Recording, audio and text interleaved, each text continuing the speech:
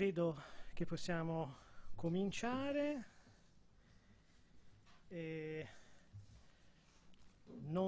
Ringrazio tutti i presenti.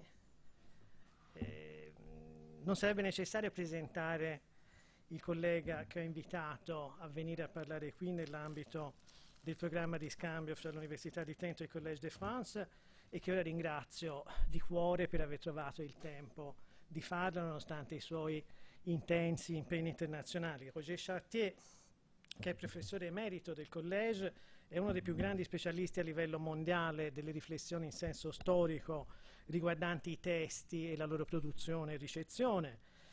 Partito da interessi collocabili all'interno della storia del libro e dei fenomeni culturali legati alla sua produzione e ricezione, penso solo all'Histoire de l'édition française con Henri Jean Martin della fine degli anni '80, è giunto col tempo a mettere in discussione nozioni mediamente date per acquisite dagli storici, per interrogarsi sui modelli più complessi che devono essere posti in atto nel momento in cui ci si accosti a temi come questi. Dalla storia del libro come oggetto, indagato anche nei suoi aspetti quantitativi e statistici secondo i criteri seguiti per un periodo dalla scuola dell'Annales, Chartier è passato a interrogarsi sui modi in cui il libro viene utilizzato e recepito dai suoi fruitori a seconda dell'epoca in cui vivono, della loro condizione sociale e del loro livello di cultura. E questo l'ha portato a elaborare una riflessione sulle pratiche sociali di fruizione del libro e di qualsiasi tipo di testo, a criticare la netta divisione fra cultura popolare e cultura dotta fino allora accreditata, a elaborare nuovi metodi di approccio a questi temi e a fondare per esempio il filone storiografico della storia della lettura, intesa come tentativo di ricostruire i modi in cui i testi sono stati utilizzati e assimilati nel corso del tempo. I lettori italiani lo conoscono soprattutto come direttore, insieme a Guglielmo Cavallo, della Storia della lettura della casa editrice La Terza del 2001, raccolta di saggi di diversi autori in cui si cercava di capire come una pratica oggi frettolosamente data per scontata nelle sue forme, la lettura prevalentemente mentale e silenziosa a cui ciascuno di noi è abituato quando legge un libro, sia in realtà il frutto di una lenta evoluzione. Nella ricchissima produzione del nostro ospite noi troviamo oltre 400 saggi, oltre 10 monografie scritte a partire dal 1982, tutte tradotte in italiano, quasi tutte tradotte in italiano e quasi tutte pubblicate in più lingue, fino a 7, a partire da quel Letture e lettori nella Francia di Ancien Régime, pubblicato da Einaudi nel lontano 1987, che è rimasto una pietra miliare anche a livello di metodo per molti di noi nel prendere in considerazione e analizzare a fondo molti generi o modalità della letteratura considerata popolare. La letteratura di colportage della famosa Bibliothèque Blé prodotta a Troyes, i manuali di buone maniere, le arti di morire, le letture contadine e la lettura ad alta voce. Segue l'ordine dei libri del 92 che si interroga sui dispositivi tecnici, fisici e visivi che organizzano la lettura. Sull'orlo della scogliera, au bord de la falaise del 97, è una riflessione a tutto campo sul mestiere dello storico e una reazione a quella che negli anni 90 sembrava una crisi della storia come disciplina ad opera di prospettive come quella propugnata dal linguistic turn, la svolta postmoderna e relativista portata avanti soprattutto a partire dagli Stati Uniti per effetto della messa in discussione dei metodi della storia esercitata dalla critica letteraria. Quella sull'orlo della scogliera è la via stretta e pericolosa fra la certezza della terraferma e il rischio del precipizio. È la sfida che lo storico deve accettare nell'integrare le idee nuove che emergono dalla crisi dei suoi metodi, criticandone però le possibili derive che negano validità oggettiva a ogni tipo di ricostruzione. In tempi più recenti si è cimentato in riflessioni sulle forme di trasmissione dei testi su un lungo arco di tempo, inscrivere e cancellare, cultura scritta e letteratura dall'XI al XVIII secolo, del 2005, oppure sul rapporto fra l'attività dello scrittore e quella dello stampatore nel costituire la resa finale del libro, del 2015, passando ancora attraverso il ruolo dei testi e della loro lettura silenziosa nella trasmissione delle idee del passato, Écoutez les mots avec les yeux, del 2008, dove la traduzione dell'editore italiano, Ascoltare il passato con gli occhi, toglie comunque qualcosa all'originale che riprende un verso di Quevedo, Escuchar a los muertos con los ojos, che descrive così l'atto della lettura. Si è inoltre cimentato in un dialogo diretto con i sociologi, filtrato dal rapporto con le teorie di Pierre Bourdieu, il sociologo e lo storico, del 2010, a conferma della grande vocazione interdisciplinare della sua elaborazione. Lo studioso Diego Documenti, da me rappresentato, nota en passant che Chartier è anche il direttore del volume sulla corrispondenza, gli usi della lettera nel XIX secolo, del 91. La grande vocazione interdisciplinare, resa possibile dal fatto di aver privilegiato quell'oggetto e strumento di studio che accomuna tutti gli uomini di lettere, il testo, si riflette anche nella scelta dei regali che il professor Chartier ci ha portato in questa occasione. 2 conferenze largamente aperte a interessi molteplici, non solo propri delle scienze umane. La prima, dal libro alla lettura, critica letteraria, sociologia delle pratiche e storia culturale, mette insieme come minimo storia, sociologia e storia della letteratura e consente di intravedere possibili sviluppi di un dialogo più serrato fra discipline diverse. La seconda, Shakespeare e Cervantes, incontri, ma qui ci sarà una leggera modifica nel titolo definitivo, come dirà lo stesso collega, fornisce ugualmente carne e sangue allo studio e all'utilizzo trasversale dei grandi classici da parte della ricerca storica e della ricerca storica da parte della critica letteraria, in una contaminazione che specialmente nel nostro paese è sempre più spesso invocata ma raramente praticata, secondo un malinteso concetto dell'interdisciplinarità. L'interdisciplinarità non è uno slogan vuoto, come spesso nel pensiero di molti funzionari e politici che si occupano della cultura, ma uno sforzo costante basato su acquisizione di competenze diverse, fatica del concetto, dialogo e confronto continuo fra ambiti che sanno di appartenere alla stessa Repubblica, certamente delle lettere, ma anche in generale delle scienze e delle conoscenze. E ora la parola al professor Chartier.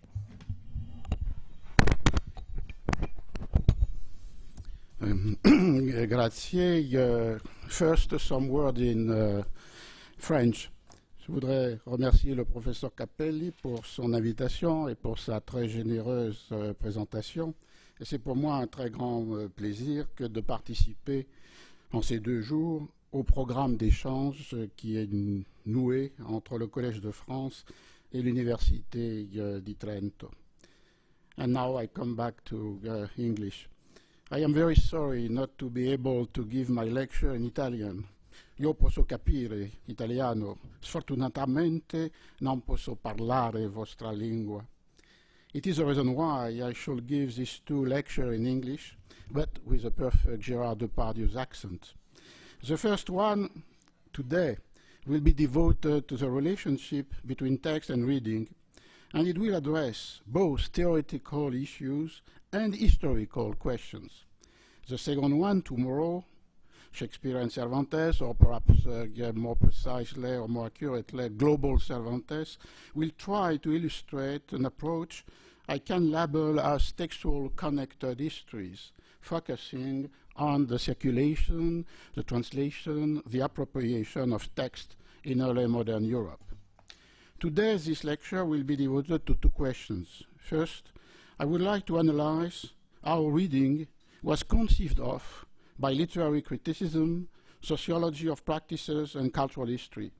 What is at stake here is a conceptualization of the relationship between the text and the reader, and the process through which meaning is constructed.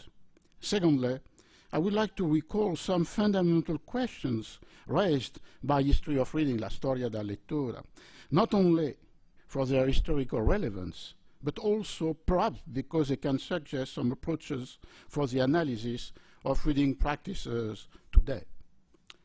After 1945, for structural or semiotic perspectives that inspired both English and American New Criticism and French Nouvelle Critique, the meaning of the text was considered as produced by the impersonal functioning of language within the works themselves.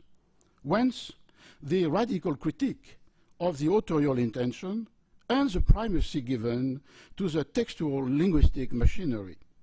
As wrote Wimsatt and Beardsley in the famous article The Intentional Fallacy, published in 1946 in the Sewanee Review, I quote, "There is a difference between internal and external evidence for the meaning of a poem.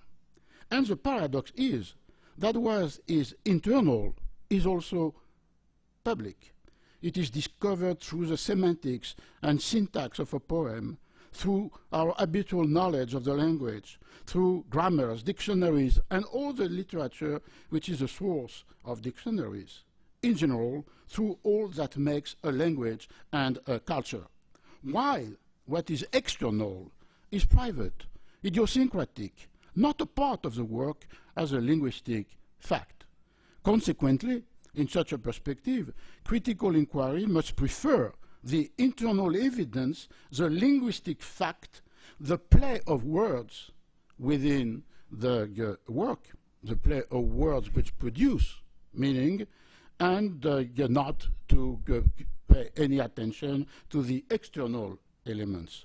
By refusing the romantic internationalist assumption, new criticism did not only deny any relevance to the biography of the author, to the circumstances of writing, but they also did not give any importance to the readers in their actual diversity.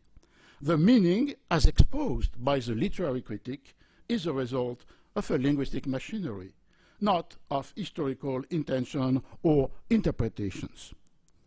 Without author nor reader, the text, for this perspective, the new criticism or nouvelle critique, were also thought of without any materiality. Such a perspective echoed in contemporary literary criticism the numerous historical discourses that postulated the existence of works always identical to themselves, independently of their material forms or interpretive appropriations. For example, in the Renaissance, the Neoplatonist opposition between the purity of the idea and its inevitable corruption by the matter. Or in the 18th century, the justification of the copyright that established the author property in a text considered as always the same, whatever the form of its publication may be. Or, later, the triumph of a post-Kantian aesthetics that radically separated the works from their different and successive embodiments. Paradoxically, in the 20th century, the two critical approaches that after 1945 have devoted the most sustained attention to the material modalities of the inscription of the written word have reinforced rather than challenged this process of textual abstraction. On the one hand, the new bibliography, pioneered by Pollard, McKerrow, Gregg, Fredson Bowers, has mobilized the rigorous study of the various states of text of the same work, editions, issues, copies, in order to recover an ideal copy text. A text purified of the alterations inflicted to the word through the process of publication. A text supposedly identical to the text written, dictated, or dreamed of by its author. Hence, within a discipline, bibliography, dedicated almost exclusively to the comparison of printed objects, the obsession for the lost autograph manuscript, and the radical distinction between the essentials of a work and the accidents that have deformed or corrupted it.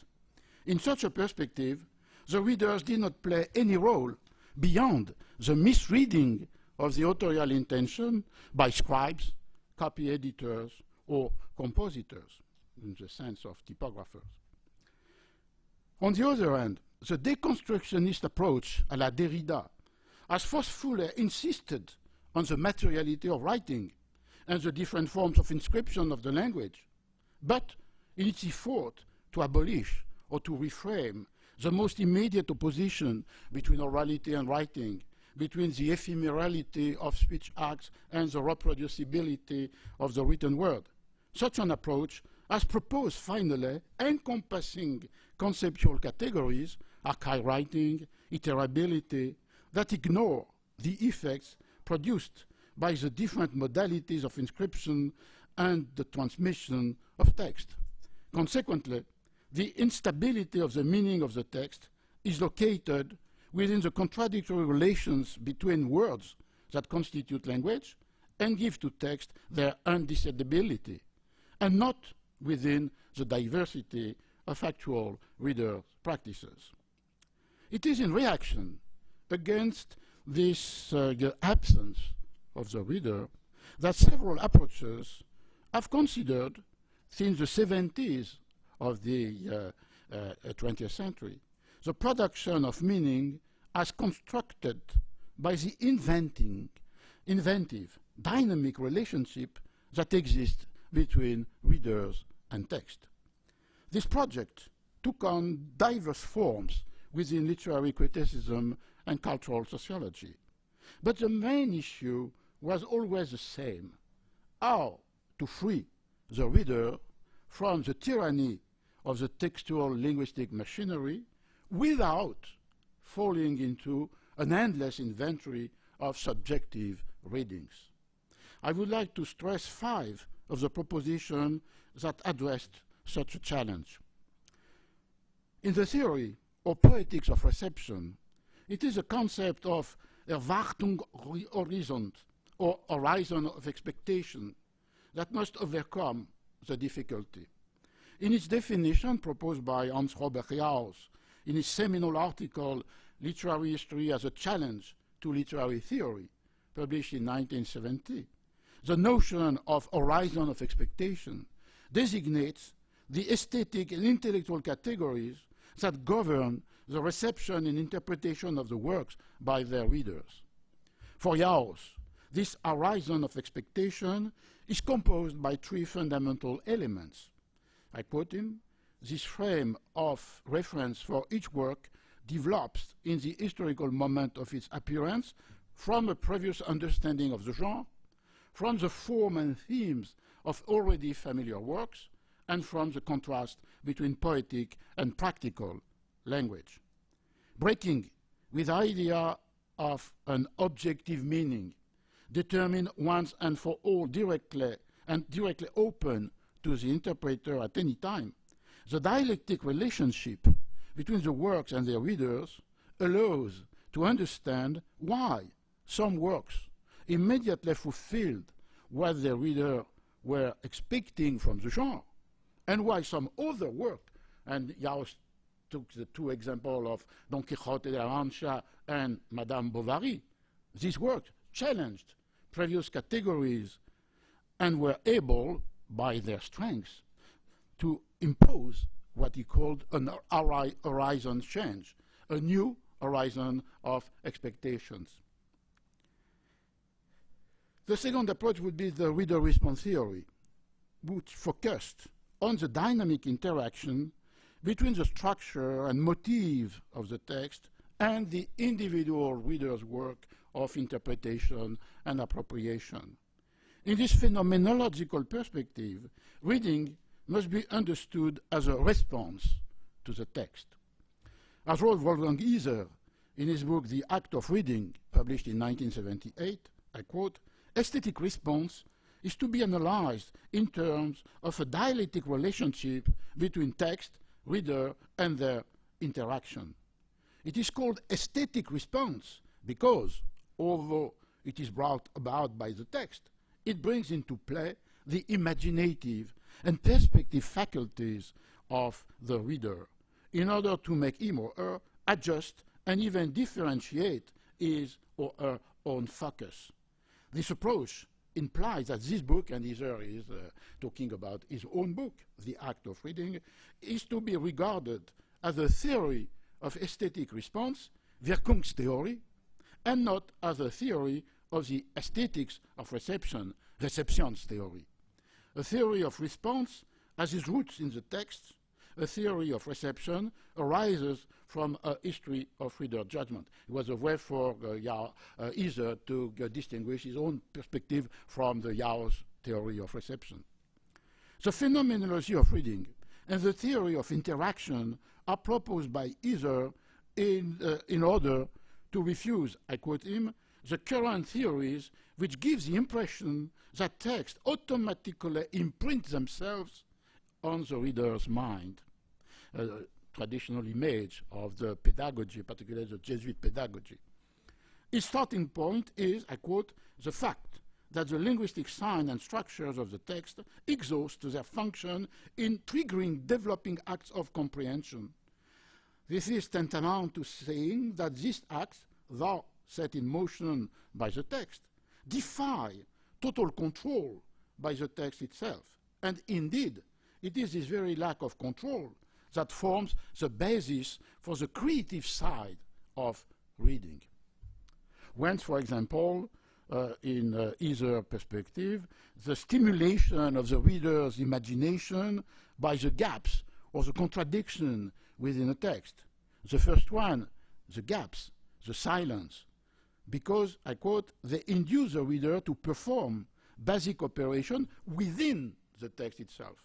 And the second one, the contradiction between the different moments of the text, because the reader is, I quote, guided to adopt a position in relation with the text. Third approach. For constructing the inventive capacity of reading without postulating multiple, infinite, arbitrary interpretations, Stanley Fish proposed in 1980 in his book, Is There a Text in This Class?, the category of interpretive communities, coined for avoiding either the tyranny of the text or the radical solipsism of reading, and for resolving, I quote, the dilemma between the champions of the text and the champions of the readers. Stanley Fish's notion designated interpretive categories and strategies as neither universal nor totally idiosyncratic.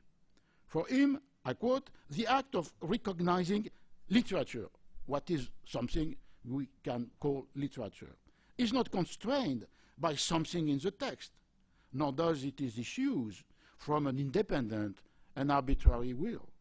Rather, it proceeds from a collective decision as to what will count as literature, a decision that will be enforced only so long a community of readers or believers continues to abide by it. The notion of interpretive community must allow to link text and readers, object and subject, the evidence of meaning and the experience of reading.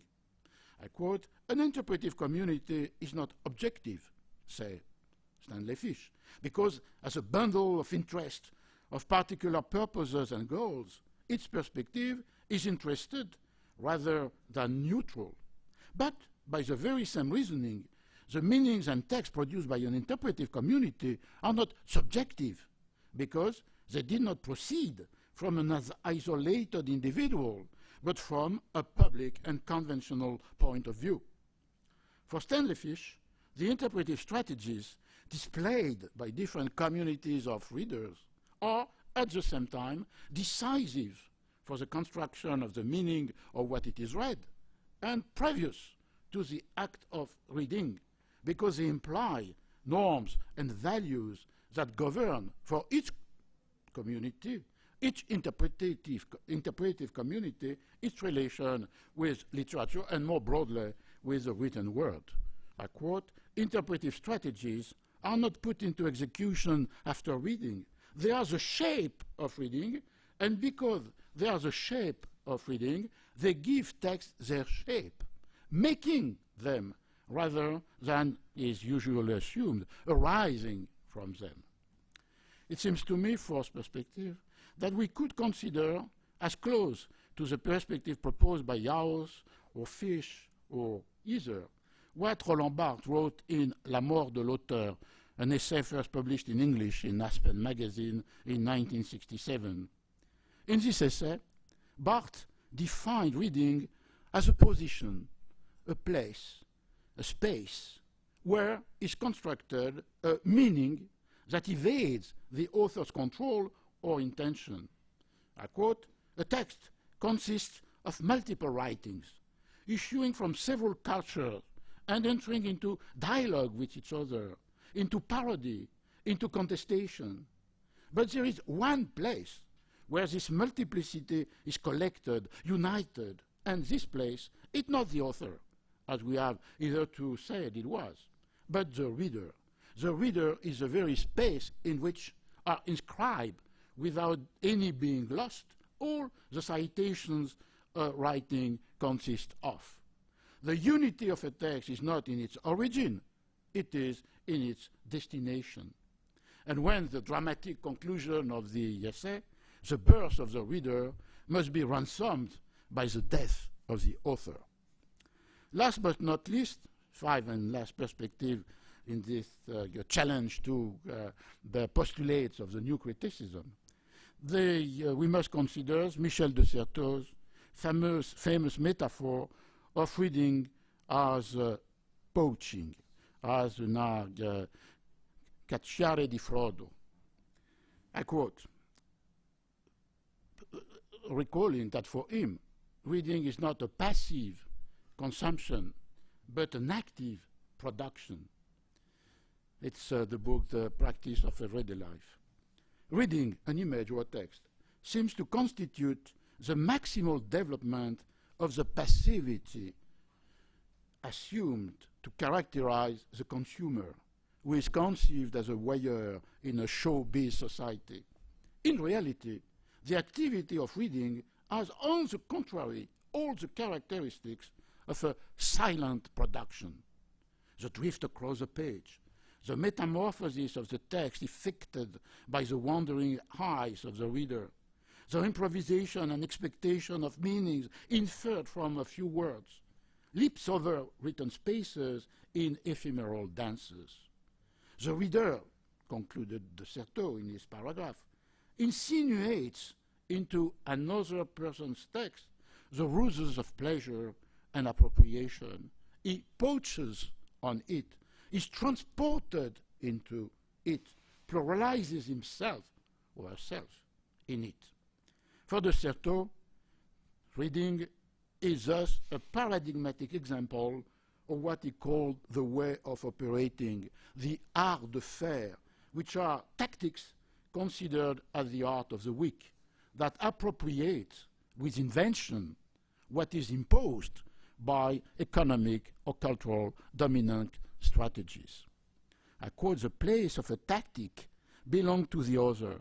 A tactic insinuates itself into the other's place, fragmentarily, without taking it over its entirety, without being able to keep it at distance.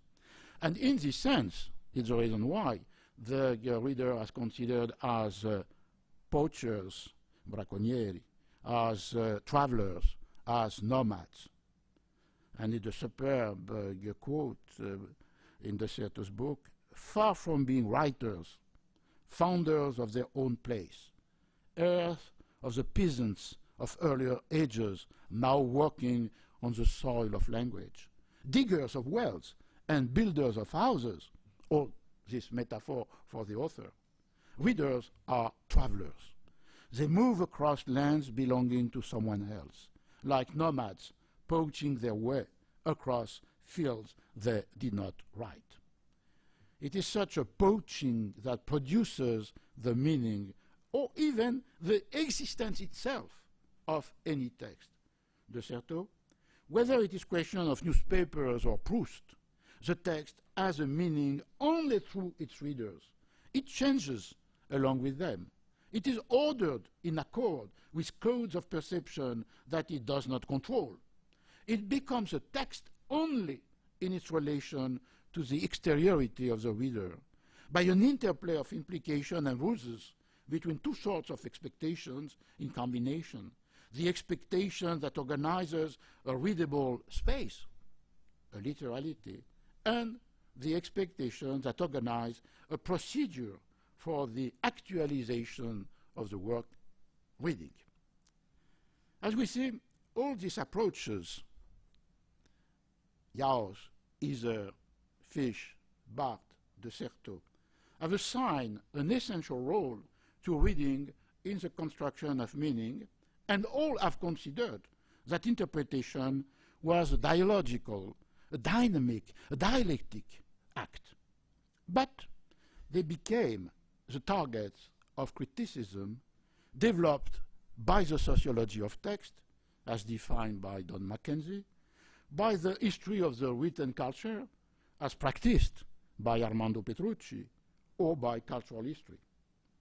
First of all, they considered texts as if they existed in and of themselves, outside of the object or voices that transmit them. But we must recognize that the forms which propose text to reading or to listening also participate in the construction of their meaning.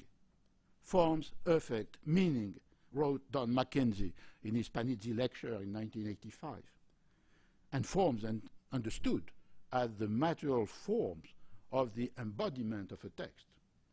It is the reason why disciplines dedicated to the rigorous description of written objects that carry the text have regained importance in the last decade as paleography and codicology transform into an ambitious history of written culture, not only by Armando Petrucci, but also by Guglielmo Cavallo and many other Italian colleagues, or as bibliography converted into a sociology of text by Don Mackenzie himself. Secondly, critical approaches that have considered reading as a reception or a response have implicitly universalized the process of reading as if it was always a similar act of which circumstances and concrete modalities do not matter. They have also erased the historical and social conditions, determination, and variations of reading practices. Barthes did it by affirming that, I quote, "The reader is a man without history, without biography, without psychology. He is only that someone who holds gathered into a single field all the path of which the text is constituted." More than the reader, it's reading as a place, which is at the core of this Barthes perspective. Jaos also erased the socio-historical dimension of the reading practices by presupposing the existence of, I quote, "a transsubjective horizon of understanding that determines the impact of the text." And this transsubjective horizon is considered as shared by the entirety of the readership. And Stanley Fish by reducing the characteristics of the interpretive communities to their sole hermeneutic strategies. Against such an obliteration of the historicity of the reader, the history or the sociology or the anthropology of reading shows that the meaning attributed to texts rely on the capacity, convention, practices of reading proper to the different communities that constitute simultaneously or successively the different readership of the work. Against the presupposition of the invariance of reading, whatever the genre it appropriates or the circumstances of the practice, Pierre Bourdieu, you have mentioned, recalls in his essay Lecture, Lecteur, Lettere, Littérature, published in English in 1990 in his book Other Words, that, I quote Bourdieu, "To ask about the conditions under which reading is possible is to ask about the social conditions under which the situation in which one reads is possible. And it's also to ask about the social conditions governing the production of lectores," and it takes the medieval word in the sense of learned, professional, academic reader. One of the illusions of the lector, the learned, the academic reader, is to forget his own social conditions of production, unconsciously to universalize the conditions under which reading is possible. Consequently, one of the principal tasks of literary criticism or cultural history consists in challenging such an illusion. We must consider the world of the text as a world of object, of performances, of materialities, and to consider the world of the readers as a world of the reading communities to which they belong, and the communities that are defined by a series of social and cultural characteristics. For example, the genre, the gender, the generation, the faith and religion, the social condition, the economic resources, and so on. It is the reason why Don Mackenzie gave a fundamental importance to reading in his Sociology of Text. Mackenzie agrees with the idea according to which a text truly comes to life only when readers make it their own. But he gives to this axiom a fundamental historical dimension, and I quote, it seems to me an important perspective for linking text, objects of the written culture and readers. New readers make new texts, and the new meaning of this text are a function of their new forms. This observation designates accurately the double set of variation in readers' abilities, expectations, and habits in the material form in which texts are presented for reading that any approach, literary or cultural, must take into account. If this approach hopes to reconstruct how readers produce meaning when they read a text. It is a manner to give materiality to the readable space mentioned by De Certeau, and to locate reading understood as the actualization of the work, as said De Certeau, within its historical and sociocultural conditions of possibility. The notion of materiality of the text was introduced, I think, for the first time by Margherita de Grazia and Peter Stalibras in a seminal article published in Shakespeare Quarterly in 1993. Their critique challenged two dominant modes of approaching Shakespeare at this time: formalism and historicism. Formalists, I quote them, call for exacting attention to the minutiae of literary language without giving thought to the printing houses' practices that have in modern edition produced them. Historicists, tracing in Shakespeare works the discursive structure specific to the late 16th and the early 17th centuries, have ignored the extent to which this structure are 18th century constructs. We see that the first target was the new criticism that considered text as linguistic structure that produce meaning independently of the material inscription of language. And the second target was the new historicism, illustrated by the first book by Stephen Greenblatt, that focused on the negotiation between the work of literature and the social world, on the aesthetic and symbolic appropriation by the literary works themselves of ordinary objects, languages, ritual, daily practices, but without historicizing perhaps the first historicity of the text, that is to say, the unstable relationship between one work and its multiple texts. Even if the historicity of reading practices was not the main issue of this article and critique, it implied that no text exists outside of the material form that offers it for reading or outside of the circumstances in which it is read. As wrote Roger Stoddard, the bibliographer and librarian in Harvard, authors do not write books, not even their own books, because, of course, books are not written at all. They are manufactured, books as read by the reader. They are manufactured by scribes and other artisans, by mechanics and other engineers, and by printing presses and other machines. Paying attention to the material embodiment of text that results from editorial decisions, technical operation, labor practices, is a powerful way for understanding how readers have appropriated the works they have read.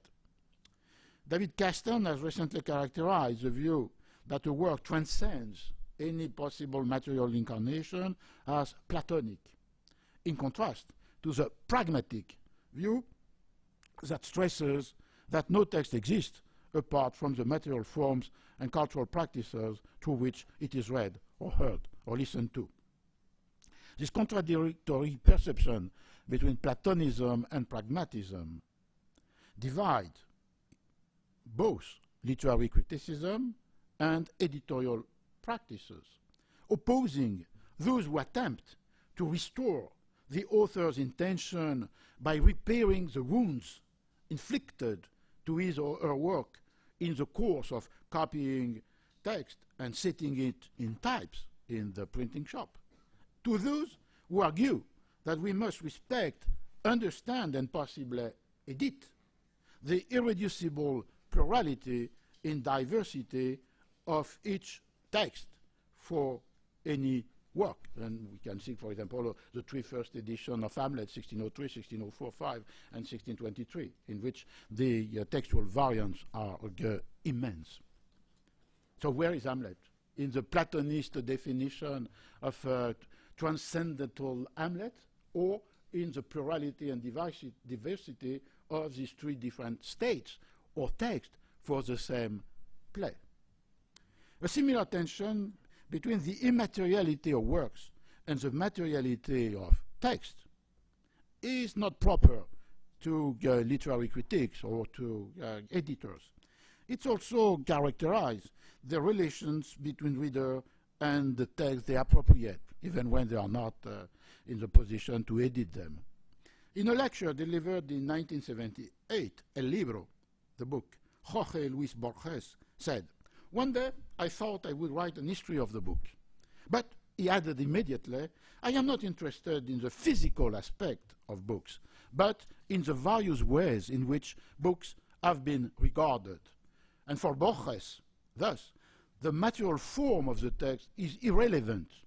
What counts is how a book, meaning the written work, independently of its form, was regarded, or often disregarded, in comparison with what he called the winged and sacred spoken word. Borges, in other words, took the Platonic view. But when the same Borges dictated his autobiography to Norman Thomas Di Giovanni, published first in English in the New Yorker in 1970, he spoke very differently about one of the books that had shaped his life, Don Quixote de la Mancha. Now, he vividly recalled the particular object, the specific edition that he had held in his hands and read. I quote Borges, "I still remember the red bindings with gilt titles of the Garnier edition. Eventually, after my father's library was broken up and I read Don Quixote in another edition, I had the feeling that it was not the real Don Quixote. Later, a friend obtained from me a Garnier copy with the same engravings, the same footnotes, the same errata. For me, all these things were part of the book. In my mind, this was the real Don Quixote." For Borges, the real Don Quixote took the irreducible material form of an illustrated edition that had been imported from France, from the Garnier, the publisher. It was the edition he has read as a young boy after a first reading of Don Quixote of the text in an English translation. In this case, the Platonic principle is of little weight compared to the pragmatic return of memory. Borges' contradictory views suggests perhaps that the contrast between Platonism and pragmatism is perhaps missing a decisive element in reading experience. On the one hand, a work, whatever it may be, becomes always available to be read or heard only in one and some particular material form. Depending of time and genre, the variation between the different textual states of the same, with quotation mark, work can involve, separately or together, the modality of its inscription, the form of its publication, the spelling of the words, the layout of the page, or textual variants. On the other hand, multiple agencies, philosophical, aesthetic, juridical, attempt to reduce this diversity by postulating the existence of a work that remains always the same, regardless of its material variation. They construct an ideal, a transcendental text, which readers recognize in each of its different instantiations. What is important is not to resolve, perhaps, this irreducible tension, but rather to identify the way in which it was thought of at various moments and by different communities of readers. This project was a founding principle for the development of the history of reading practices. For illustrating the uses historians have made of the reflections about reading developed by literary criticism or cultural sociology, I would like to stress four fundamental transformations of reading practices in the Western society between the late Middle Ages and modern times, and doing this to suggest some topics for questioning our contemporary time. The first transformation considers reading as a corporeal experience related to the body and the voice. Reading has become, as you said, a silent and visual appropriation of text, at the expenses of reading out loud that was necessary for understanding the text read. Even if the chronology of such a mutation can be discussed, the thesis that emphasizes the progressive diffusion of silent reading by the eye only designates accurately a profound mutation of the experience of reading. Michel de Certeau underlined the effect of such a transformation. I quote him, always the practice of everyday life, to read without uttering the words aloud, or at least mumbling them, is a modern experience, unknown for millennia. In earlier times, the reader interiorized the text. He made his voice the body of the other. He was its actor. Today, the text no longer imposes its own rhythm on the subject. It no longer manifests itself through the reader's voice.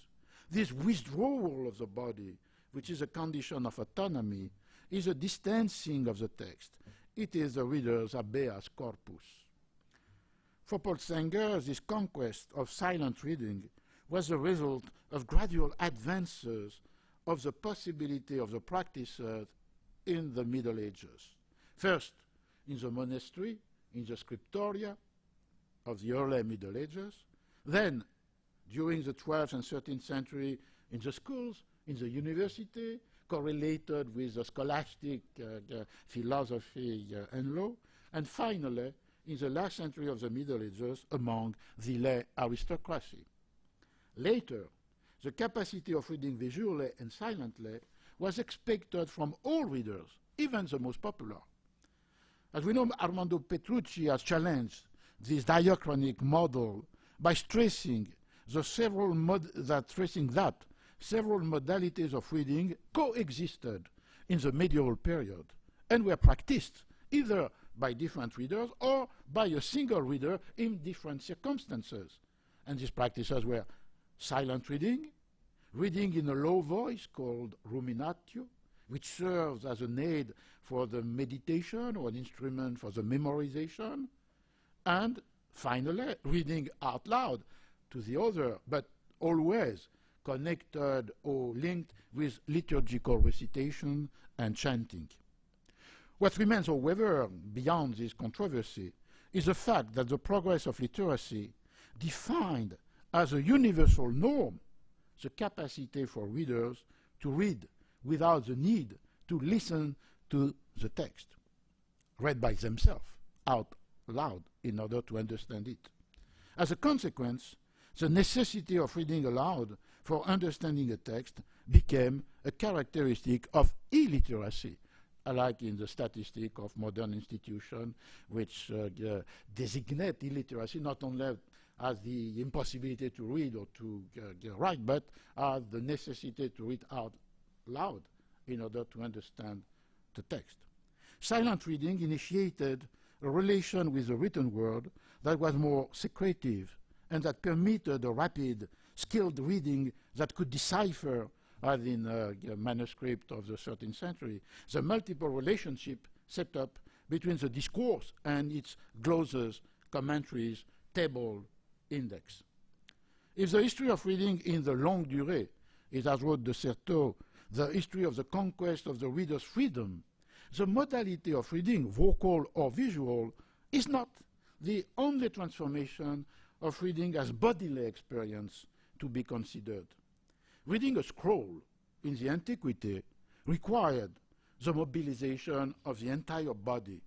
The scroll must be held in the two hands of the reader, who cannot write when he or she is reading. The invention and the diffusion of the codex, the book, which is still our book, that is to say, constituted by quires, leaves, and pages, between the 2nd and 4th century of the Christian era, freed the reader, who is not obliged to hold the book and can write at the same time he or she is reading. The reader can take distance in relation to the book, put on a desk or on a pulpit.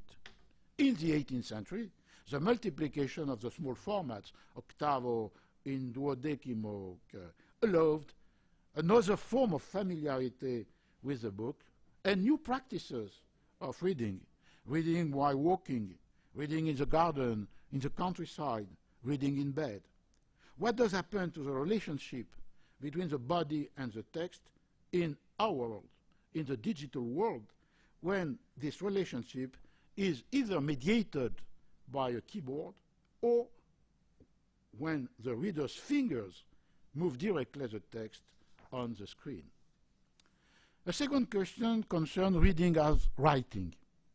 During the Renaissance, reading practices cannot be separated from the dominant intellectual technique of commonplacing.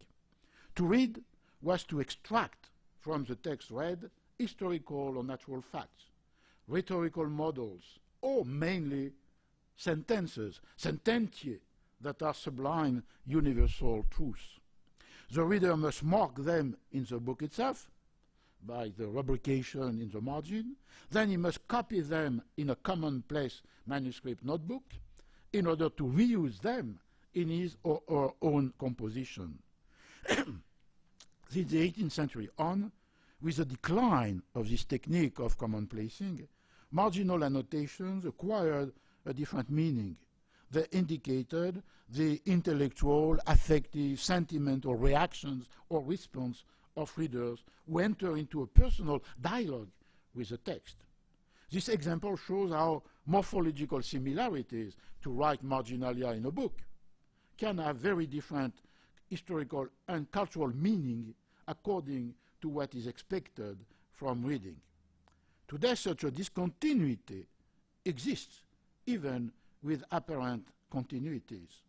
Digital reading is a segmented reading attached to the fragment more than to the totality of the work. Is this reading not, by that token, a direct heir from the practices allowed and encouraged by the codex? It is, indeed, it is a codex and not the screen that invited the reader to skip passages or pages, to live through the book, to read, as Montaigne said, as saut et gambade, by skips and jumps, as was translated by Floro in the first translation of the essay. It is the codex and not the screen that invited to compare passages in the same book as did the typological reading of the Bible, which compares systematically passages of the Old and New Testament, or to indicate, extract, and copy the citations that are required by the humanistic technique of commonplacing. More broadly, written culture and reading experiences have been largely and durably constructed on the basis of fragments gathered in collection of commonplaces, in anthologies of extracts, called often in the 18th century esprit, or in the pedagogical morceaux choisis used in the classes. It is true, but it seems to me that this ontological structure of the text and the fragmentation of reading do not have the same meaning when they are accompanied by the perception of the textual totality, made visible by the materiality of the book, the printed book, and when the screen no longer displays the limits and coherence of the work from which the fragment is extracted. Whence a fundamental question that springs from this radical rupture: how are we to preserve, if we need to preserve, the ways of reading that construct the meaning on the basis of the coexistence of various texts in a single and particular object, the chapter of a book, the article of a journal, the article and other editorial matters in a newspaper, when the modes of transmission of the written word imposes an other logic, an analytical, thematic, encyclopedic logic in which every fragment has no other context than a thematic one.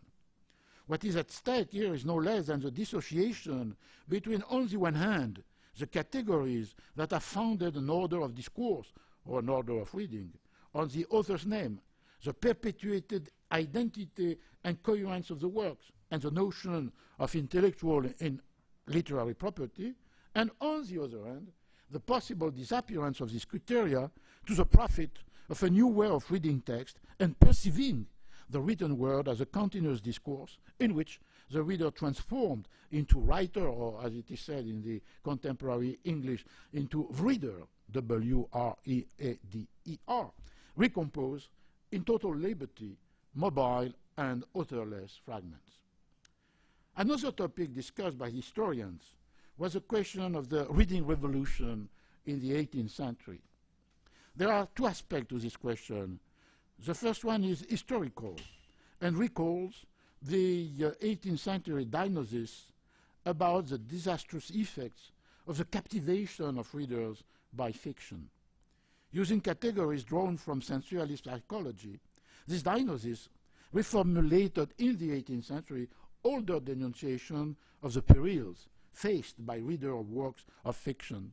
In Golden Age Castile, for example, three elements were strongly linked: repeated mention of Plato's expulsion of poets from the Republic, the use of the vocabulary of rapture, embelezar, maravillar, encantar, to characterize the reader's contempt or denial of the real world, or forgetting of the real world, and the idea that the turn to silent solitary reading at the expenses of reading out loud to others or to oneself encouraged the confusion between the world of the text and the world of the reader, as the paradigmatic and paroxystic example is given by Don Quixote. In the 18th century, the discourse of denunciation was medicalized. A pathology was constructed in which excessive reading figured as an individual illness or a collective epidemic. Uncontrolled reading was considered dangerous because it combined physical immobility with stimulation of the imagination. This led to ills of the worst sort: engorgement of the stomach and intestines, derangement of the nerves, physical exhaustion. Furthermore, solitary reading could lead to rejection of reality, to a preference for the chimerical. Thus, excessive reading was linked to solitary pleasure. Both practices, sexual and cultural, resulted in the same symptoms: pallor, anxiety, prostration, as said the physician, which wrote both on the solitary sex, as the title of the book by Thomas Laker, and on the excess of reading. The danger was most severe when the reading was reading of a libertine or erotic novel, and when the reader was a woman withdrawn into solitude. It might be objected that the generous emotion spurred by the reading of Richardson and Rousseau's novels, which is often mentioned in correspondences or in commentary about this novel, had nothing in common with the lascivious rapture denounced by the physicians. But in both cases, reading was conceived in terms of its physical effects. The somatization of a practice traditionally described in terms of intellectual or moral categories was perhaps the first sign of a major mutation, if not necessarily of the behavior, at least of the representations. A second aspect of the 18th century revolution in reading is historiographical. It is connected with the opposition between a traditional form of reading called intensive and a modern form characterized as extensive. According to this dichotomy, first proposed by Rolf Engelsing, a German historian, in 1970, the intensive reader faced a limited corpus of texts, which were read and reread, memorized and recited, heard and learned by heart, and transmitted from generation to generation. This type of reading subjected the reader to the authority of the text, and its model was, of course, the religious reading. The extensive reader, who appeared, according to Engelsing, in the second half of the 18th century, was quite different. He read numerous printed texts, many of them new and ephemeral, and he consumed, or she consumed, them avidly, rapidly. His or her gaze was detached and critical. Thus, a communal and respectful relation to the written word gave way to a more irreverent and casual mode of reading. Historians' reaction to this thesis or hypothesis have varied. Without doubt, Robert Darnton has been the most skeptical. He did not think that such a revolution ever took place. I quote Darnton, "Although tastes changed and the reading public expanded, the experience of reading was not transformed. It became more secular, more varied, but not less intense. It did not undergo a revolution. Historians have discovered and dismissed so many hidden revolutions of the past that the reading revolution might be safely ignored." Another position was taken by Hans-Erich Bödecker, critic of the expression reading revolution, but sensitive to the mutation of the practices. He wrote, "Although it is possible to doubt aspects of the reading revolution hypothesis, a transformation of reading habits did indeed take place at the end of the 18th century." And finally, Reinhard Wittmann in the Storia della Lettura is more categorical. Was there a reading revolution at the end of the 18th century? In spite of all the limitations, the answer to the question is yes. Thus, it would seem worthwhile to return once more to this debate. It is true that the reading of Richardson novels, the reading of Rousseau's Nouvelle Héloïse, the readings of Goethe, Werther, radically undermines Engelsing's proposed chronology. This new form of novel in the 18th century took hold of its reader, captivated him or her, governed his or her thoughts and action. The novel, Richardson, Rousseau, Goethe, was read and reread, quoted, recited. The reader was invaded by the text, and through identification with the story, he or she began to decipher his or her own life in the mirror of the fiction. This particularly intense and intensive form of reading engaged the entire sensibility of readers, male and female alike, who could not restrain their emotion or tears. This leads us to drastically question the validity of a sharp opposition between two styles of reading, the one extensive, supposedly following and supplanting the other, intensive. Is that enough, however, to invalidate the idea of a reading revolution in the 18th century? Perhaps not. Throughout enlightened Europe, profound changes transformed the production of print and the condition of access to book, and more generally to the written word, despite the stability of typographic technology, labor practices, and censorship. Everywhere, the growing supply of books, the secularization of the title and author, the circulation of prohibited books, the proliferation of periodical pamphlets and labels, the triumph of the small formats, and the proliferation of reading societies and circulating libraries that made it possible to read books and periodicals without buying them, allowed and imposed at the same time new ways of reading. For the most literate readers of both sexes, the possibilities of reading seems to expand, opening the way to a variety of practices and experiences associated with different times, places, and genres. Each reader was thus at one time or another either intensive or extensive, absorbed or casual, studious or amused. Why not think that the 18th century reading revolution consisted precisely in this new capacity to read in a wider variety of ways?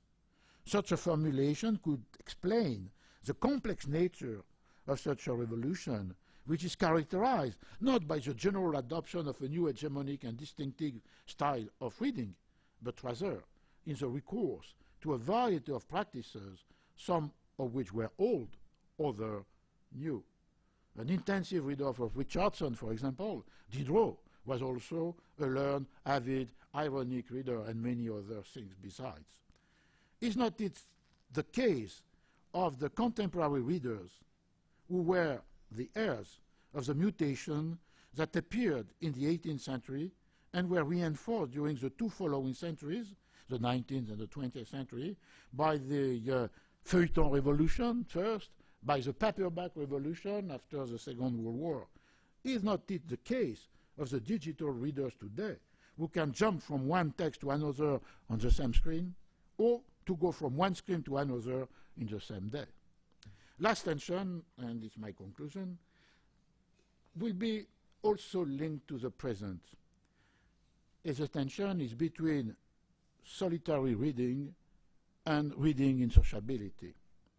If reading was often described as a withdrawal from the reader, from the constraints of the family, the office, of the city, as wrote Montaigne, reading aloud, not for oneself but for the others, was also a dominant element in multiple forms of sociability, either familiar, for example, the reading of the Bible, or institutional, the reading at the university, in the colleges, the academies, the literary society, or more spontaneous, more casual, in the coffee houses, during the travels, in the street, the square, the gardens. In the 18th century, both practices, reading silently and reading out loud for the others, can sustain the construction of a public sphere thought of either as based on the oral delivery of speeches and oral exchanges, as were the ancient cities, or as defined by the circulation of ideas, opinion, resulting of private reading and written communication.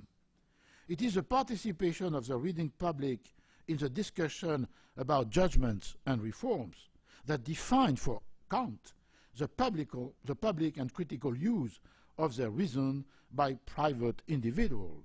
In Was ist Aufklärung, Kant wrote, "By public use of one's reason, I mean that use which a man, as a scholar, as a learned man, as a Gelehrter, makes of it before the reading public."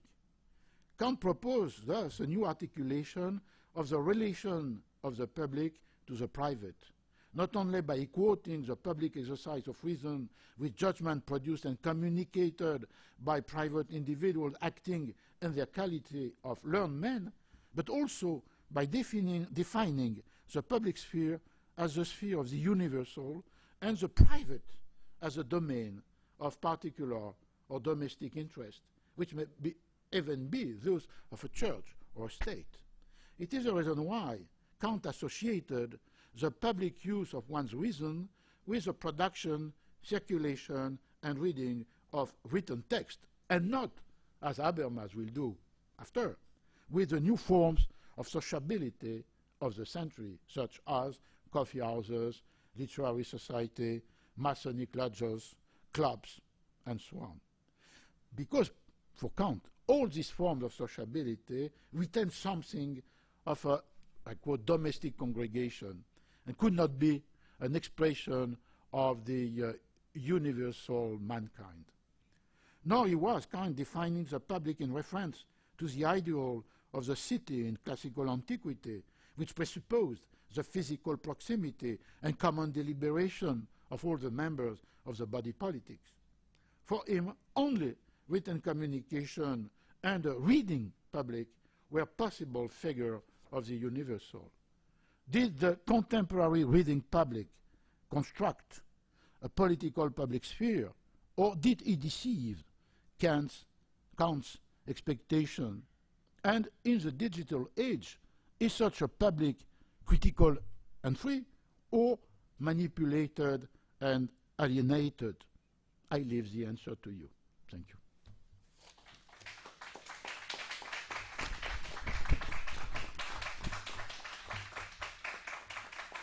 And I think we can open a discussion in different languages, not necessarily uniquely English, but the question can be raised in Italian, in Spanish, in Portuguese, in French sometimes. Why not?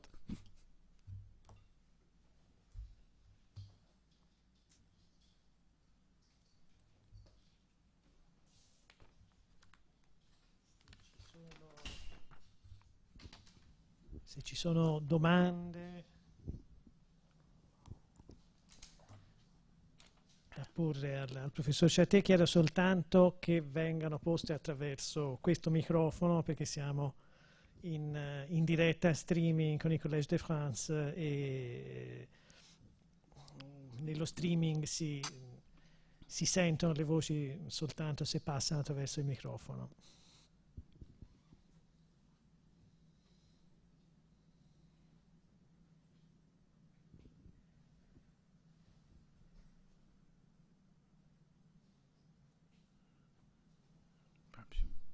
Credo insomma, che la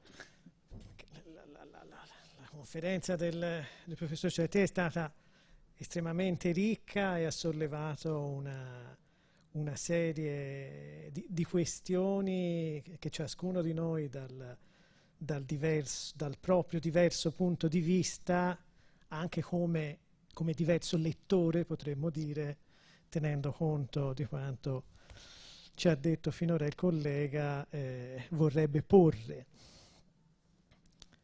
E quindi dal punto di vista dello storico, dello storico della letteratura, magari di diversi linguaggi.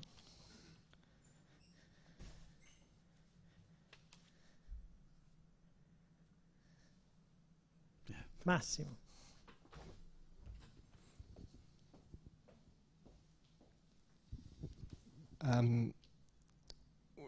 Yeah, for the linguistic pluralism, I'm going to ask in Italian, is that right?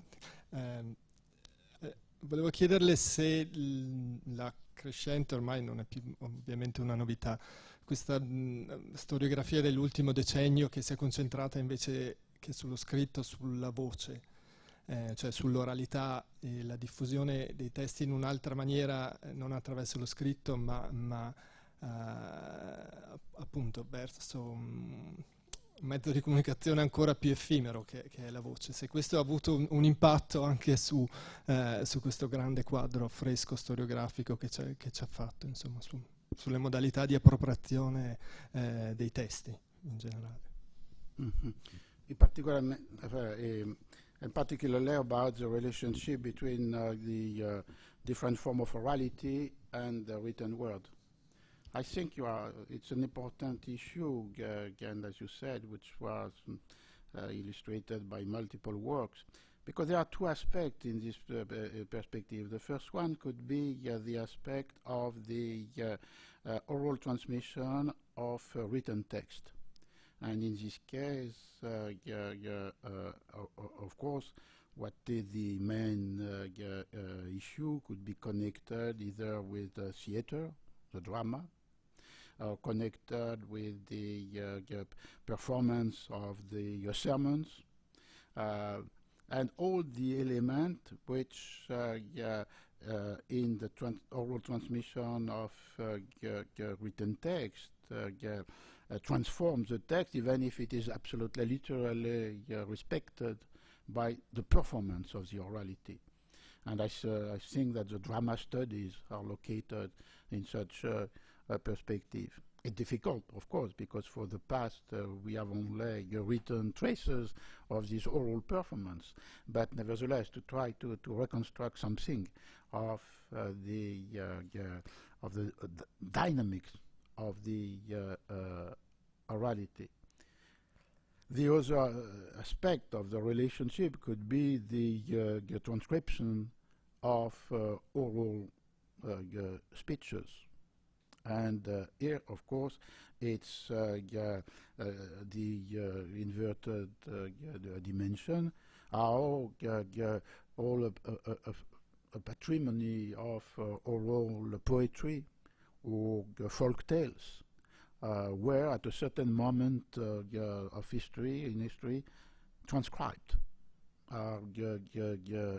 subjected to the logic of the written word, and what are these both the techniques which allows this transcription, and interesting topic could be the invention in the late 16th century, and particularly in England, of the technique of stenography, which allows to take down sermons or plays by people attending the performances, and after, for different reasons, selling the text to a publisher independently of the will of the theatrical company or of the priest or the pastors. So it's this question of how to capture the orality within the script. And also another dimension, which was particularly interesting in a comparison between historical records and ethnological inquiries, was to follow the parallelism which can exist between the written version of oral text, for example, tales, and the persistence, the survival of an oral tradition which is not contaminated by this form of written transcription, and which could be captured by the folklorist or ethnology since the moment on the late 19th century. There was this collect of the folk tale.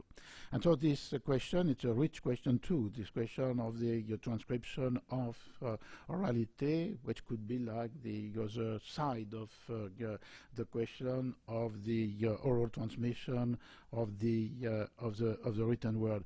More broadly, I think this analysis were also referred to the famous book by Jack Goody, The Domestication of the Savage Mind, in which what is stressed is the cognitive operation which are made possible by writing, whatever its form may be, not only the alphabetic writing, but any form of writing, in relation with the orality.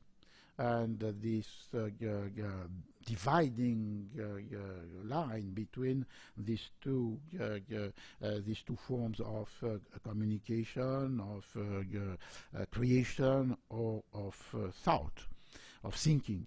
And so, for myself, I was more interested by what I have done was more about the question of the play in 16th, 17th, 18th century. That is to say, on the one hand, how the printed edition of the play try with different devices to keep something of the performance. Could be the illustration, could be the use of the punctuation, could be the stage directions. So in this, or here in this sense, you go from the orality of the performance to the publication of the text, or the inverted move, which would be to understand how, on the basis of written text, plays are possible and made. And the work, I shall make an allusion to this tomorrow, the appropriation by theatrical forms of Don Quixote de la Mancha is an example of this trajectory from the text to the stage, where the first one was more from the stage to the page. And I think it's a really very important domain of reflection, this multiple forms of relationship between the orality of performance and the inscription of text.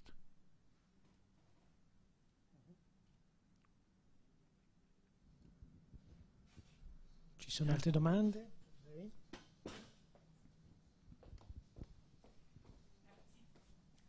So first of all, thank you very much for your panoramic and very rich speech.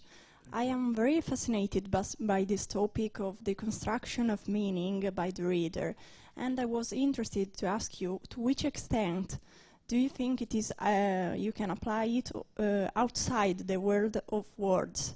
I mean, to which extent can you apply it to other artistic languages, such as music, or even to the interpretation of daily life, societies, and territories? Mm-hmm. Thank you. Thank you. It's another very important issue because, of course, it raises first the question of the use of the metaphor of the text, which was so dominant in the 70s or 80s. That is to say, you consider that a city could be deciphered as a text, that a score is a text, even if there are no words. A painting is a text. And so it was this idea that you have a symbolic production which could be encompassed under this generic category of text, and which open to the users of course, as a corollary of reading in relation with this different form, and included, as you say, social experiences. It was reinforced in some in some sociological approach, like, for example, by Goffman, by the use of the theatrical metaphor. Every situation is a form of a theatrical performance in which we are the actors of ourselves.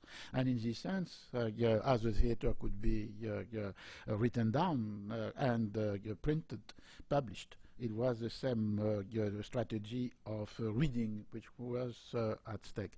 I think now that we have to be cautious with this perspective, because first, on the one hand, an image, a score, a ritual has its own logic. And of course, it was what Bourdieu designated as a practical sense. It's a logic which it's different from the logocentric logic, from the logic of the discourse expressed by word, either orally or in inscribed form. And so to put at the core of the reflection the tension which exists between the discursive logic and this practical logics which govern, for example, the ritual, or, for example, the specific logic of the deciphering of your painting, which is not guided as a deciphering of a text, was the first reason to be more cautious with the use of this metaphor of text and reading, because we have perhaps to construct what is specific in each of this language, and consequently what is specific in each of the appropriation of this language. And I was thinking about this even by an author, perhaps like Louis Marin, which was showing in many of his work that there is a kind of irreducibility between the logic of production and deciphering of the painting and the discursive logic which is producing a text. And so to stress this distance, and which could lead also to, even if you use the word reading for labeling all this form of decipherment, nevertheless to define the specificity of each of this, of every modalities of reading, and I think it's an important theoretical issue about this question of both to consider, of course, it's the position of Mackenzie to consider, of course, that text is not necessarily a written text. It could encompass the form of the orality, but it could also encompass a landscape. With a landscape is organized with symbolic meaning. Why not to consider it as a text? And the effort by Mackenzie was to expand the definition of text beyond the traditional definition of the bibliography. At the same time, Mackenzie was very conscious of the different modalities involved in the construction of meaning in front of these different symbolic production: a text, an image, a landscape, a city, and so on. And for me, to recall this tension, but you can express this through different languages, and particularly from French authors who are always often quoted as defining an idea of this metatextuality. In Foucault's work, always the main issue is the distance, the articulation between discursive practices and non-discursive formation. In the case of Pierre Bourdieu, the main opposition is between what he calls the scholarly logic and the lectores, I mentioned, and the practical sense. Or even in the Certeau, the opposition between strategies which generally produce places and use the written word, and tactics which belongs to another form of engendering of the meaning. And so I think now we have to be more attentive to this distance than to go immediately to the idea of the text or the textualization of any form of inscription, a score, a painting, or any form of behavior, a ritual. You remember, perhaps, it was a discussion we had with Robert Downton when he published his book, The Great Cat Massacre, and the first essay was about a massacre of cats in a street of Paris in the beginning of the 18th century by printers, workers in a printing shop, which were infuriated against their master and which has massacred a series of cats. So the interest is about these poor cats, but also it was because the fact that Downton at the time, very influenced by Clifford Geertz, which used this metaphor of text as a general pattern for understanding culture, considered this massacre as a text and deciphered it as a text, as a famous essay by Clifford Geertz about the cockfight in Bali deciphered this ritual as a text. And the problem in this case is that the fact, in both cases, but still more for an historian, Downton used a text in which this massacre was narrated. And so what was the reference, the distance possible between the reason why, the rhetoric through which the text, the massacre, if it had existed, was narrated, and the massacre as such. And in this case, it was very fascinating.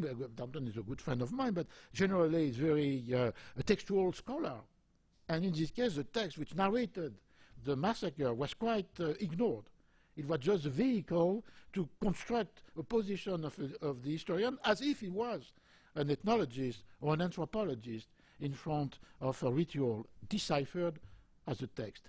It was an example in which the tension between the logic of the text, why this man has written about this cat massacre in a very complex book which has multiple meaning, and the massacre that existed. I think for the historian we cannot avoid this tension, and it's the reason why we can perhaps coin this expression, that is to say that to understand the representation of practices, suppose that you understand first the practices of representation. Why something was represented, particularly in a text or in an image. Why, how, what codes, was the destination, what purpose. And it's only if you decipher these practices of the representation that you have a chance to get what for the historian is fundamental, that is to say, to get the practices themselves, but not in the immediacy of textual metaphor, not in the immediacy in which you suppress, in a sense, the specific logic of the text. Of course, the historian don't work only with text, but the main body, the main corpus, or what are their sources, are textual. And so this question could be not only a question to criticize an excess of use of the metaphor of text for other practices or other symbolic production, but could also an effect in return about the way to which the historians read the text they have transformed into their archives and sources. And it's another, it seems to me, very fundamental issue because it's crossed the discipline. Sometimes some anthropologists were tempted by the textual metaphor, as Clifford Geertz, and following him downtown in this essay.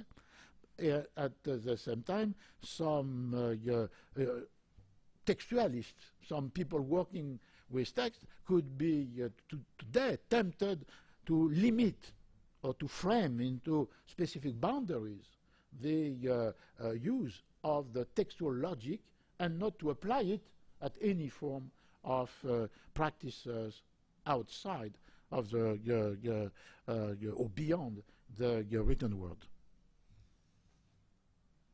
Yes.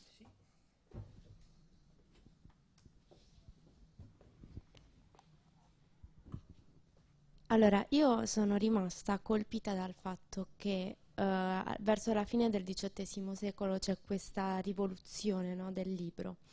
Ecco, volevo sapere se il fatto che il libro fosse, cioè diventi ad un certo punto, come dire, un mezzo di comunicazione di massa, cioè nel senso il pubblico si estende in questo modo così ampio, abbia potuto mettere in discussione la valenza stessa, cioè il ruolo stesso del libro all'interno della società, cioè diventa il libro un modo per accontentare in un certo senso le aspettative del pubblico e quindi a svantaggio forse del valore critico e analitico che il libro aveva rappresentato forse precedentemente, ecco. Se diventa uno strumento di comunicazione più che uno strumento di analisi e di critica nei confronti appunto della società o comunque di quello per cui il libro è stato scritto. E durante il secolo XVIII? Sì, durante la fine del XVIII, quindi con la rivoluzione del libro, del romanzo, inteso come mezzo. Una idea, no. It's a very interesting idea because it's, to me, it's the idea from shifting from to the idea that it's a medium for communication more perhaps than a more traditional role of depository of knowledge. It's interesting. I think in this case we have to expand, and I think you are right, but you have to expand the question of the definition of what is the print culture. Because what you have described could be also connected perhaps more directly with a series of printed objects which are not books, but which are all these first new periodicals, or all this form of ephemeral publication, like labels, pamphlets, and more profoundly, the penetration of a lot of social relation by the presence of printed object. I think it's a necessary correction to what was in the French tradition, or even after the famous book by Elizabeth Eisenstein, The Printing Press as an Agent of Change. In France, the tradition was based on Fèvre et Martin, the coming of the book. That to think that there is an equivalence between printing and book. And of course, we are interested by the book in the print culture. But you have to remember that many printing shops has quite never printed any book. And nevertheless, they existed. Why? Because since the 16th century, but still more, since in the 18th century, there was a plurality, a diversity of printed objects beyond the book. And so, when you say modes of communication, we have to look, on the one hand, about all these printed publications which were not books, but which were booklets, which were pamphlets, which were labels, which were newspaper, which were periodical, and perhaps it's a specific characteristic of the 18th century in relation. Before, of course, they did not appear with the 18th century, but their multiplication, which explain why there was an important and dense network of printing shops, even if many of these printing shops were not printing books. It's the first aspect. The second aspect, I think, which is also very interesting, if you are thinking about the modes of communication, it would be to understand how the printing or the print culture penetrated forms of communication which previously were either purely oral or using only manuscript, commercial practices. With the multiplication of bills, of formularies, of forms, or religious relations, with the multiplication of the certificate for pilgrimage, for indulgences. What was the first printed text in the history of the printing press? It was the indulgences, in which the printing was hoping, expecting some manuscript inscription. The name, the date, the amount of money. So this economic, religious, and perhaps interpersonal relationships were penetrated by the printed object. And in this sense, the reading revolution could be reframed or reinterpreted in the term of the new form of communication, either between something which is addressed to the public or within the relationship between individuals in different spheres of their experience, religious, economic, commercial, private, could be an interesting way of thinking about this transformation of the 18th century. And finally, to open the history of the book to all these objects which were not books. It's the reason why I always thought that the perspective developed by Armando Petrucci, Guglielmo Cavallo, there was in the past this wonderful journal, Scrittura e Civiltà, in which books were present, but within the more global framework. And if we are thinking about our present, what is most important? What is the more important? Is it the fact that we can discuss about the digital books, either because it's a book with digitalized something, a printed text, or because it could be a new invention of a new form of the book because it is electronic? This is interesting, important, because all the libraries are discussing about the construction of digital collections. The publishing houses were uncertain about now is it necessary to print books or also to have electronic books. But we have to think that, like in the 18th century, but on another scale, what is digitized is not only what we call book, but it's the entire system of communication. That is to say, the relationship of the individual and the institution, the necessity to fill formularies and to fill electronic forms. It's a commercial relationship with the old e-commerce, and it's the relationship between the individual, which we define profoundly the categories of friendship, individuality, privacy, identity. And so it seems to me that well, your question suggests this to me, that if we apply this model, which perhaps is not sufficiently applied to the contemporary time, because the digital revolution is evidently has a relationship with the question of the publication of book, newspapers, and periodicals, but more deeply is a transformation of all the modes of communication, which are digitized. And if we have this model in mind, of course we can think perhaps about the 18th century in a different way, not only the way of the new production of books, as I said, the new formats, the new contents, the new form of commerce or access to the book, but as the first stage of something in which the print culture penetrated the relation, and consequently to pay attention. It's difficult, because the paradox is that if the in-folio books read in the monastery have not disappeared, all these printed objects have quite all disappeared. And there was an inverted relationship between the presence and the conservation.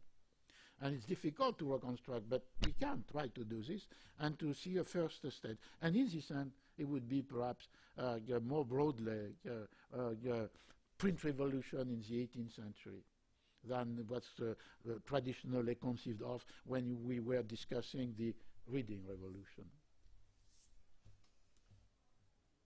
Se posso io stesso commentare brevemente i temi di questa densissima lezione del professor Chartier, che insomma giungono a toccare moltissimi argomenti comuni dei nostri studi, delle nostre ricerche, delle nostre letture, ma due mi avevano colpito in particolare, e cioè l'importanza della materialità del testo, della materialità del libro, trascurata da una serie di studiosi fino a tempi recenti, e che invece dà conto dell'intero processo di produzione di un libro come tale, e quindi ciò che mette in discussione anche da un punto di vista metodologico gli stessi modi di procedere degli studiosi di testi, che spesso ricercano soltanto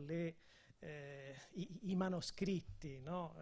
più antichi, nel tentativo di trovare le intenzioni originarie dell'autore, dove queste intenzioni in realtà si definiscono attraverso un processo che vede anche la partecipazione di altri. La sottolineatura della contraddizione dello stesso Borges, che dice a me interessano gli effetti dei libri e non la loro materialità, ma poi invece l'intera sua lettura del Chisciotte è condizionata da quella particolare edizione del Chisciotte che gli ha provocato tutta un'attivazione particolare dell'immaginario. E infine questo rapporto con il presente, che il professor Chartier ha ricordato alla fine della sua lezione, la contrapposizione, insomma, fra la lettura solitaria e la lettura collettiva come forma di sociabilità, che effettivamente sembra essere un'ulteriore possibile evoluzione degli accostamenti alla lettura, cioè in un mondo in cui le forme della comunicazione sono così fortemente cambiate, come ricordava in questo ultimo intervento, esistono anche tentativi da parte di gruppi di riaccostarsi a una lettura collettiva diretta che fa interpretare i testi, specialmente i classici o testi ai quali si è particolarmente legati o che si desidera particolarmente approfondire in un modo diverso. Ecco, queste mi sembravano suggestioni particolarmente feconde per le riflessioni di ciascuno di noi. Sì, so, two questions very important. The first one, because what was defined as the materiality of the text is something which is connected with the materiality of the book. But it's something also which is connected directly with the modality of inscription of the text within the book and on the pages. That is to say, the attention paid to the layout of the page, the attention paid to the punctuation.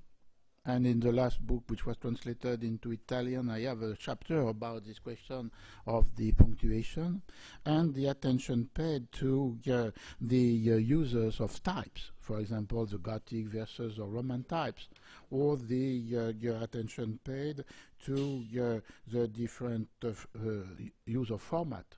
It was still an important question. There is a famous essay by Petrucci about the distinction between libro da banco, libro umanistico, e libro da bisaccia. Hierarchy, which is narrated by the print culture.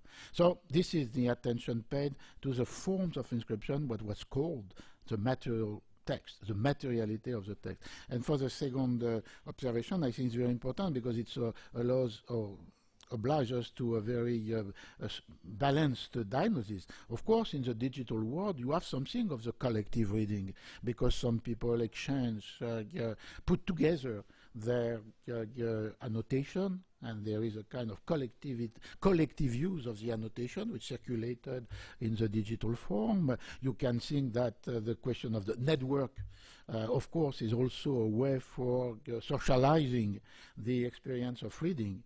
What could be a difference which has to study in order to understand the different effects produced is what it changed when the people are reading together in a physical proximity and when people are collectively reading but in an absence, in the distance of the absence. And I think there is something changed. I was recently in Argentina, and there was the people involved in the construction of popular libraries. The different form of libraries which are addressed to the most humble people, or the people who have not resources for buying the books. And there was a questionnaire, and they asked people why you like to go to this popular library. And the first answer was always the idea to be with other people and to share in the experience of the proximity this discourse, observation, judgment about what was read. They could do this eventually through the net, or through the internet, or through the electronic form. But the idea of a sociability experienced in the encounter was something which was the most important motive for going to the library. Not necessarily for reading a lot of books, but to exchange with other people. And perhaps it's something about our society, in which there are networks everywhere, but perhaps in which the feeling of the loneliness is not absent. Benissimo, noi ringraziamo ancora il professor Chartier per questa interessantissima lezione e ringraziamo i presenti che sono rimasti finora e con qualcuno forse ci rivedremo anche nella lezione del professor Chartier che è prevista per domani pomeriggio. Grazie.